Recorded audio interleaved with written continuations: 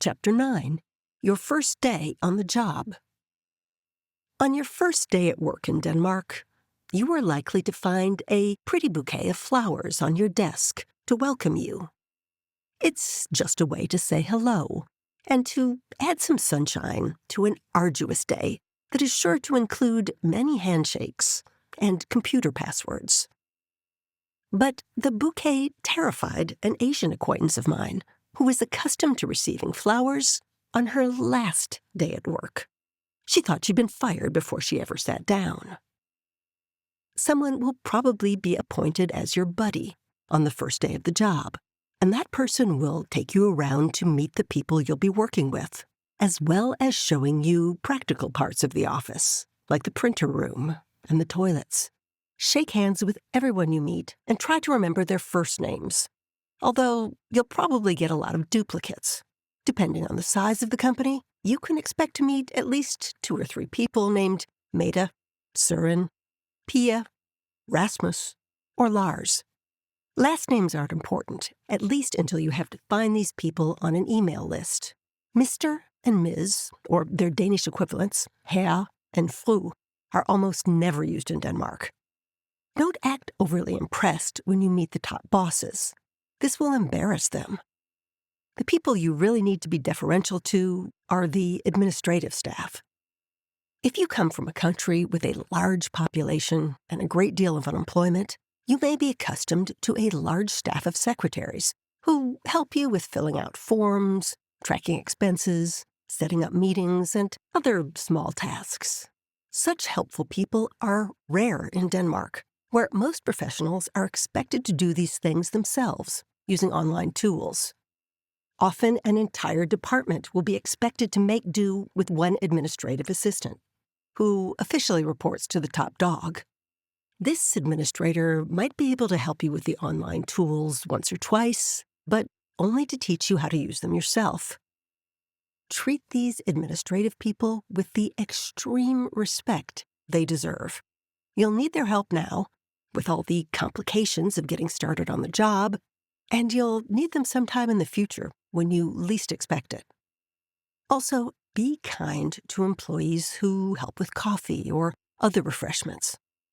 A hospital head of staff once told me about a foreign doctor who began his tenure by being rude and dismissive to the coffee lady. He soon found himself as the only man in a meeting with no coffee. Sloppiness is not considered charming in Denmark, which is located just north of order-loving Germany. You'll be expected to leave your desk tidy at the end of your first workday and any other workday, and to remove any leftover food or drinks. Many companies also expect you to wash out your coffee or teacup, or to place it in the shared dishwasher. Some teams eat Friday breakfast together, and staff take turns putting away the bread and cheese and juice afterwards. It may seem a little odd as a trained professional to occasionally be doing the work of a kitchen lady, but this is how the Danes do it, and they won't be pleased if you suggest it's beneath you. Full-time cleaning staff take care of sweeping floors and other large tasks. It's considered good manners in Denmark to greet them when you see them, and even chat a bit. One employee from India told me he was shocked to see his department head sharing a joke with the cleaner. That would never happen in his country, he said.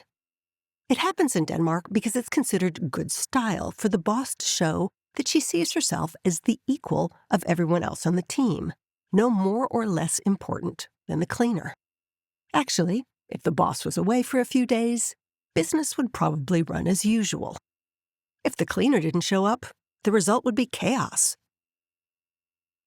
Generally, you don't leave your Danish workplace during the workday unless you have a very good reason, such as a client meeting, or if you or your child suddenly becomes ill. Lunch out is unusual in most companies. The team eats together in the company canteen, and leaving the office for personal errands is frowned upon. If you need to see a doctor on a workday, try to schedule it very early or very late in the day so you don't miss much work. If that's not possible, or if you need the entire afternoon for a particularly grueling dentist appointment, it's usually okay to take time off work. try not to schedule meetings later than 3 p.m. or so. Your colleagues, male and female, who have young children will begin leaving about this time to make the pickup from daycare. These loving parents will either end up missing the meeting or get annoyed at having to move their schedules around in order to attend. Greeting your colleagues when you arrive and saying goodbye when you leave is always good practice, in particular if you work in an open-plan office. That said, the Danish expression godmorgen doesn't correspond directly to good morning in English. Well, good morning can be said until 11:59 a.m. in most English-speaking countries, followed by good afternoon and good evening. The time limit on the Danish godmorgen runs out at about 10 a.m. Saying godmorgen after that time has a slightly sarcastic tone, along the lines of, well, it took you a while to get here. Thanks for showing up. The correct greeting after 10 a.m. is god dag, good day, followed by god aften, good evening, at, around 5 p.m.